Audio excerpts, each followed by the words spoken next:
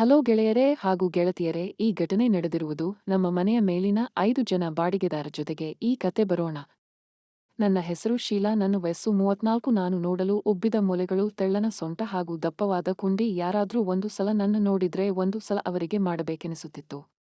ಆದರೆ ನನ್ನ ಗಂಡ ಮಕ್ಕಳಾದ ಮೇಲೆ ನನ್ನ ಮೇಲೆ ಇಂಟರೆಸ್ಟ್ ಕಳೆದುಕೊಂಡಿದ್ದರು. ಹಾಗೆ ಇದೆ ನಮ್ಮ ಮನೆಯಲ್ಲಿ. ನಾನು ಮತ್ತು ನನ್ನ ಗಂಡ ಇದ್ಯಾವು. ನಮ್ಮ ಮಕ್ಕಳನ್ನು ಹಾಸ್ಟೆಲ್ನಲ್ಲಿ ಬಿಟ್ಟಿದ್ದೆವು ಮತ್ತು ನಮ್ಮ ಮನೆಯ ಮೇಲೆ ಒಂದು ರೂಮ್ ಇತ್ತು.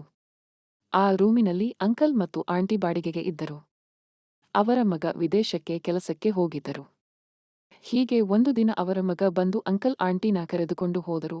ಆಗ ನಾವು ಮೇಲಿನ ರೂಮನ್ನು ಯಾರಿಗಾದರೂ ಬಾಡಿಗೆ ಕೊಡಲು ನಮ್ಮ ಗೇಟಿಗೆ ಬೋರ್ಡ್ ಹಾಕಿದ್ದೇವೆ. ಆಗ ನನ್ನ ಗಂಡನ ಫ್ರೆಂಡ್ ಬಾಡಿಗೆ ಕೊಡಿಸಲು 5 ಜನ ಹುಡುಗರನ್ನು ಕರೆದುಕೊಂಡು ಬಂದಿದ್ದರು. ಆ ಹುಡುಗರು ನನ್ನ ಗಂಡನ ಊರಿನ ಕಡೆಯವರಾಗಿದ್ದರಿಂದ ಅವರಿಗೆ ನನ್ನ ಗಂಡ ಬಾಡಿಗೆಗೆ ಕೊಟ್ಟರು. ಆ ಹುಡುಗರು ಆಗ ತಾನೇ ಓದು ಮುಗಿಸಿ ಕೆಲಸಕ್ಕೆ ಜಾನ್ ಆಗಿದ್ದರು. ಹೀಗೆ ದಿನ ಕಳೆದೆ ಅಂತಲ್ಲ, ಅವರು ನಮಗೆ ಹತ್ತಿರವಾಗುತ್ತಾ ಹೋದರು. ನಾನು ಹೀಗೆ ಒಂದು ದಿನ ಅವರಿಗೆ ಊಟ ಕೊಡಲು ಅವರ ರೂಮಿಗೆ ಹೋಗಿದ್ದೆ.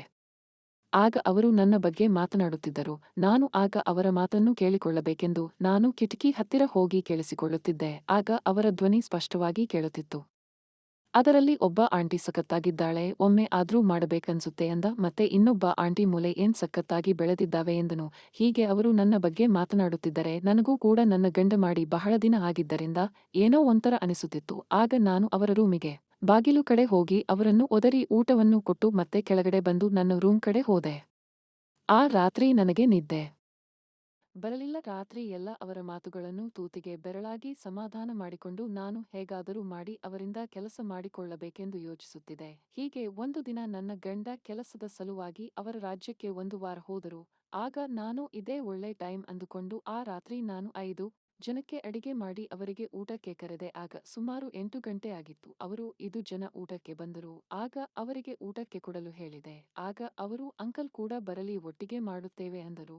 ಆಗ ನಾನು ಅಂಕಲ್ ಕೆಲಸಕ್ಕಾಗಿ 1 ವಾರ ಊರಿಗೆ ಹೋಗಿದ್ದಾರೆ ಎಂದೆ. ಆಗ ಅವರು ಆಯ್ತು, ನಾವು ಕುಳಿತುಕೊಳ್ಳುತ್ತೇವೆ ಅಂದರು. ಆಗ ಅವರಿಗೆ ಊಟ ಬಡಿಸುತ್ತಿದ್ದಾರೆ. ಅವರು ನನ್ನನ್ನು ನೋಡುತ್ತಿದ್ದರು. ನಾನು ಊಟ ಬಡಿಗೆ ಅವರಿಗೆ ಏನ್ ಚೆನ್ನಾಗಿದೆಯಾ ಎಂದೆ. ಆಗ ಚೆನ್ನಾಗಿದೆ ಅಂದರು. ಆಗ ನಾನು ಏನು ಅಂದೆ, ಊಟ ಅಂದರು. ಆಗ ಮತ್ತೆ ಸಾಂಬಾರ್ ಹಾಕಲು ಹೋದಾಗ ನನ್ನ ಸರಗು ಜಾರಿತು. ಅದನ್ನು ಅವರು ಒಂದೇ ಸಮನೆ ನೋಡುತ್ತಿದ್ದರು. ಆಗ ನಾನು ಏನು ಅದು ಚೆನ್ನಾಗಿದೆ ಅಂದೆ. ಅದಕ್ಕೆ ಅವರು ಏನು ಆಂಟಿ ಅಂದರು.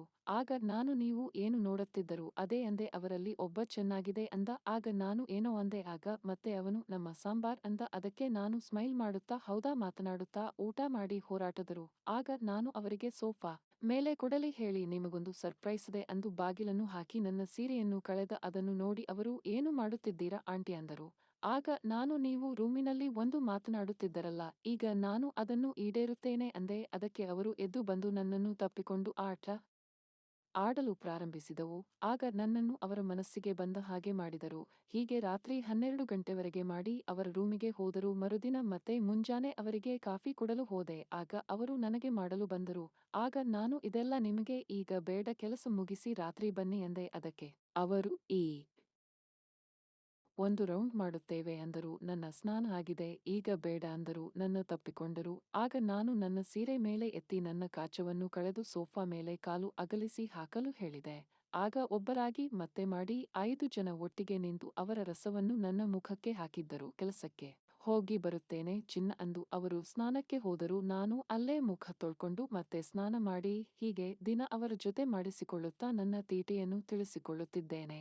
ಈ ಕತೆ ಇಷ್ಟವಾಗಿದ್ದರೆ ಸಬ್ಸ್ಕ್ರೈಬ್ ಮಾಡಿ, ಬೆಲ್ ಐಕಾನ್ ಒತ್ತಿ.